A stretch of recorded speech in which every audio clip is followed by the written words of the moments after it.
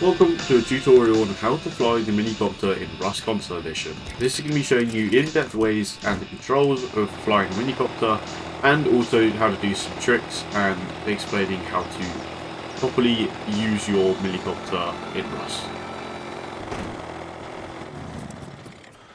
Okay, so once you've got your minicopter, basically the easiest way to explain this is to imagine that this part of the helicopter up here, the propeller, is the top of your right stick. However you lean your right stick is how the minicopter is going to lean. So if you imagine it as, say, I leaned my right stick forward, and obviously I look up as my character, but on the mini, if you lean your right stick forward, the top of the mini is going to lean forward. So if you're holding right trigger, which is propelling yourself up, it will always propel the top of the minicopter upwards. So if you're leaned forward and it's trying to propel it upwards, you're going to go forwards. If you're leaning it backwards and you're propelling it upwards, it's going to go backwards. And basically, the way you're going to need to imagine it is your left stick as well rotates it on an x-axis, so it spins it around. So say this part here is going to rotate it just around. It's always going to spin it in circles. So let me get that up in the air for you and explain it. So as you take it off, you're going to run a hold right trigger and you're going to try and balance yourself out perfectly so that you can just go straight up. Using your right stick to balance yourself out. And once you've got yourself into a pretty good spot in the air, you can just let go and it will just hover while I explain this to you now. So using the left stick is how you rotate. You're going to want to balance yourself out at the same time as doing this. So using your right stick to balance yourself and making sure that your helicopter is perfectly flat in the air. And using your right stick, you can rotate yourself around. As you can see, just using my right stick is just going to spin you around in circles, but it's going to throw you off course a little bit. So, in theory, sorry. The best way to explain going forward is you just lean yourself forward a little bit, hold right trigger, and then it will just take yourself forward. Propel yourself forward. The more you lean, the quicker you'll go, but you'll also go down, because while leaning, you don't go up as much as you do as when you're flat. So when you get a bit close to the floor, you're going to want to flatten yourself out, just so you can gain a bit more altitude, a bit more height, so that you don't crash into any things like trees and all that sort of stuff. So let's move on to landing. As you're coming in for a landing, you don't want to be going too fast, otherwise you're going to obviously crash and burn. You want to sort of feather your right stick, and then as you get closer to the ground, pull back a little bit, and it will allow you to slow yourself down, hold left trigger and hop out as you get close to the floor, and it will just land it pretty much perfectly. You can land it normally, but it is quite sensitive when it touches the ground. So the best way of doing it is when you get close to the ground, if you're going slow enough, just get out of the mini, and even if it does blow up, you won't kill yourself in the process. Also, make sure that your hop out dismount speed is all set to 0, because these got increased when the minis got added, meaning that you have to hold to get out of the mini, which obviously you don't really want if you're going to be like crashing down or hopping out of your friend's minis. Also, make sure when you buy a mini outpost, you're going to have a bit of low grade with you, because it spawns in with 100 low grade, which isn't really too much. I think you can get like across the map with that, but if you're going to want to land and slow down and move around a bit, you're going to want a bit more low grade than that. So obviously I have 330 in there, but there was 400 in there when I first put it, so I've really only flown from Bandit to about here and then to here, so it's not really that long. Although I have been slowing down and sort of spinning around a little bit, that's 70 low grade gone. So now that I've explained how you fly mini normally, I'm going to explain how you do the upside down trick. So this isn't a very practical trick, but I guess it's just a little bit cool to do.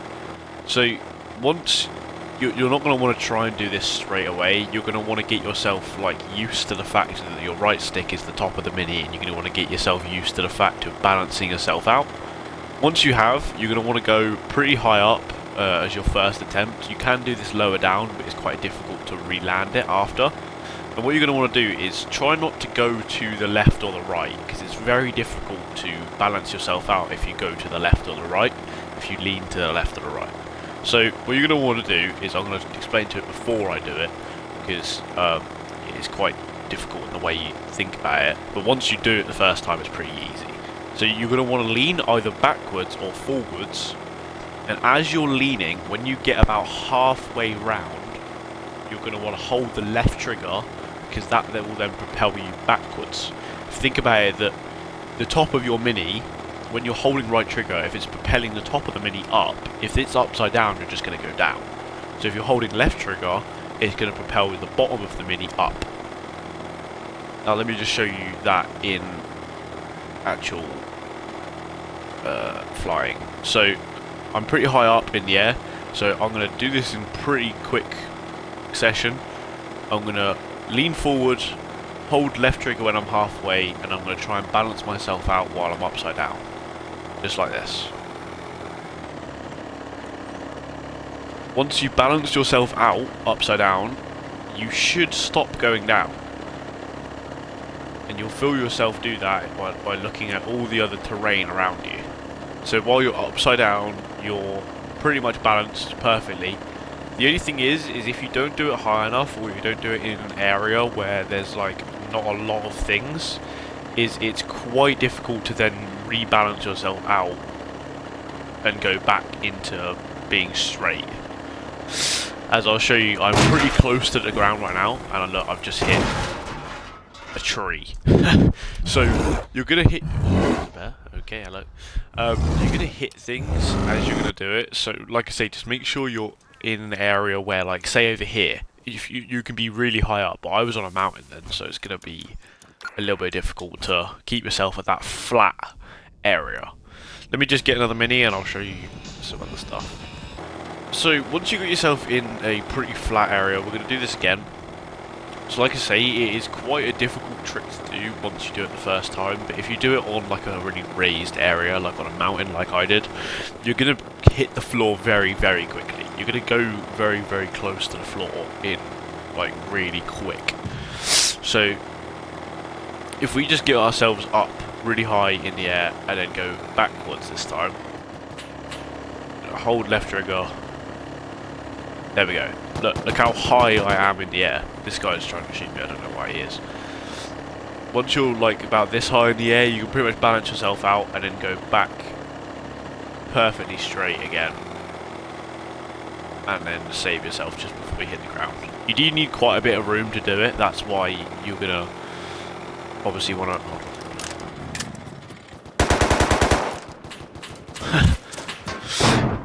Try and shoot that guy, but that didn't really work. He's in a freaking attack heli. But, yeah. That is basically my in-depth explanation on how to fly a minicopter. So now you understand how to fly a minicopter, I'm going to show you just quickly how to fly a hot air balloon, because a lot of people do ask that as well. So let me just explain that one to you as well. So once you've gotten yourself a hot air balloon, just clear my inventory a little bit because it's quite... So, once you've got yourself a hot air balloon, you're going to want to take off by putting that in there. And you're going to want to turn it on and let it go up. So it's going to turn around as you do it. I don't know why this guy's my hot air balloon, but you're going to want to turn around as you do it. Because it's just going to automatically turn. You're going to want to get yourself some height as soon as you can. Into a high enough area, basically what you're going to want to think is, so this flag here, while it's on, while it's ignited, it's going to spin.